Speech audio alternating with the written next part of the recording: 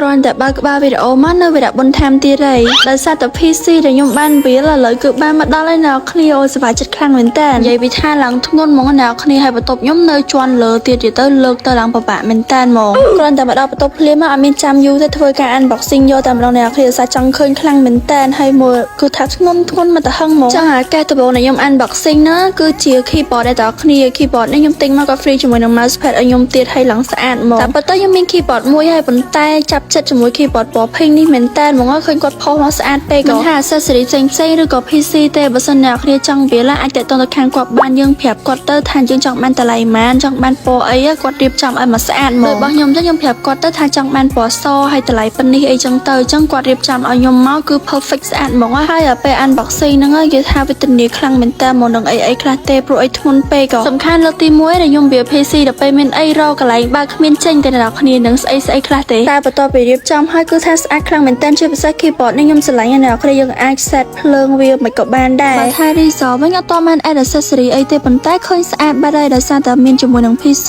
ដែល clean បែបនេះអ្នកគ្នាឃើញអត់ខ្ញុំជឿថា girly គ្នាយើងឃើញហើយដឹងតែចង់បានហ្មងព្រោះអីគឺថាឡើង pink ហ្មងហើយយើងចង់ set up ដាក់ពណ៌អីក៏បានដែរដូចខ្ញុំអញ្ចឹងពេលខ្លះខ្ញុំចង់ដាក់អសពេលខ្លះចង់ដាក់ pink អីចឹងណាលើនឹងអ្នកគ្នាមើលតែប៉ុណ្្នឹងសិនបានហើយចាំពេលដែលខ្ញុំកំងឲ្យវ៉ាន់យកមករៀបចំថែមអីចាំខ្ញុំ update វិញដោយសារតែឥឡូវនឹងដូចរៀងលាតដល់ហើយតែស្អាតមុននឹងចូលគេងក៏ភ្លេចដែរនៅក្នុងការលាងសម្អាតស្បែកមុខឲ្យបានស្អាតហើយក៏ឆ្លៀតមកធ្វើការបិទជាមួយនឹង Philips Clama ដោយសារតែមុខរបស់ខ្ញុំនេះគឺ make up មួយថ្ងៃពេញហើយមក unboxing ដល់យប់ជ្រៅទៀតចឹងយកអាចចោលបានទេជាមួយ Philips Clama ហើយ Philips Clama នេះគឺខ្ញុំបិទតាំងពី2023មកដល់ឥឡូវអ្នកគ្នាដោយសារល្អខ្លាំងពេកក៏យើងចេញទៅក្រៅដោយសារ make up អីហ្នឹងបិទទៅអ្នកគ្នាបិទតែ5-10នាទីលេងចេញមកគឺថាមានអារម្មណ៍មុខរបស់យើងស្រស់ស្រាយហើយជ្រះថ្លាមែនតើធូលីដីអីណាគឺវាបឺតមកអស់លេងហ្មងហើយលាងមុខហើយមានអារម្មណ៍មុខឡើងភ្លឺហ្មងបិទ Clama ហើយកុំភ្លេចបិទ mask ស្លឹកបន្ទាប់ផងអ្នកគ្នាតែខ្ញុំអស់លេង mask ស្លឹកបិទច្រើនពេក